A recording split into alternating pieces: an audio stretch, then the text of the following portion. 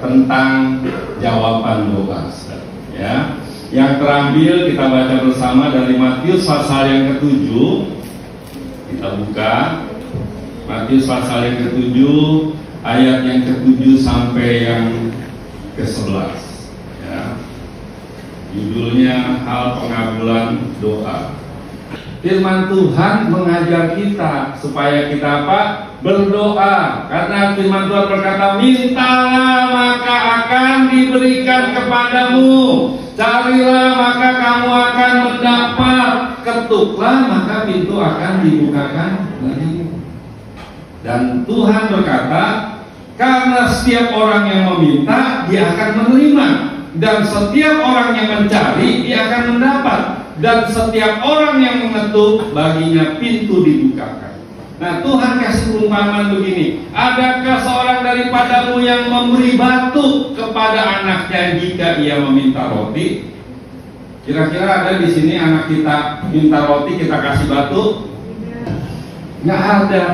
Terus Tuhan bilang begini lagi, kalau kamu yang jahat tahu memberi pemberian yang baik kepada anak-anakmu, apalagi Bapa kita yang di surga, Dia akan memberikan kepada mereka yang meminta kepadanya. Jadi satu garansi dari Tuhan untuk orang-orang yang berdoa. Makanya saudara, sore hari ini kita diingatkan, jadilah pendoa-pendoa. Tapi saudara, saya percaya bahwa apa yang dikatakan oleh Tuhan, ketika kita minta kita akan terima, ketika kita mencari kita akan mendapat, ketika kita mengetuk baginya, bagi kita pintu dibukakan. Tapi saudara, ada banyak kali apa yang kita minta itu tidak seturut dengan rencana Tuhan. Ketika kita minta, kita nggak tahu, saudara. Seperti anak kecil yang minta roti, tapi yang dipilih, atau dia minta sebetulnya minta roti, tapi dia mintanya batu. Kurang lebih gitu, saudara. Karena apa? Karena kita nggak tahu masa depan. Makanya saya yakin percaya ketika apa yang kita minta seturut dengan rencana Tuhan dalam hidup kita, pasti Tuhan akan berkata yes, iya dan amin. Tapi ingat, tidak semua apa yang kita minta itu baik buat kita. Makanya kadang-kadang Tuhan bilang no.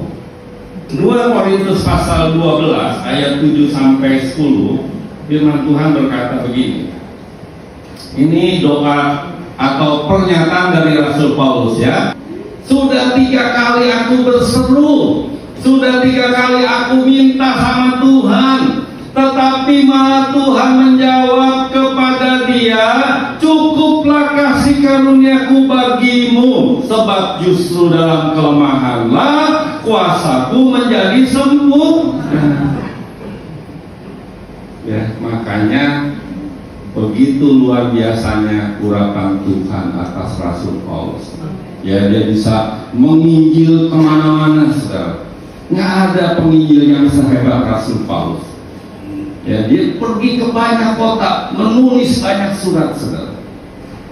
Kenapa? Justru karena kuasa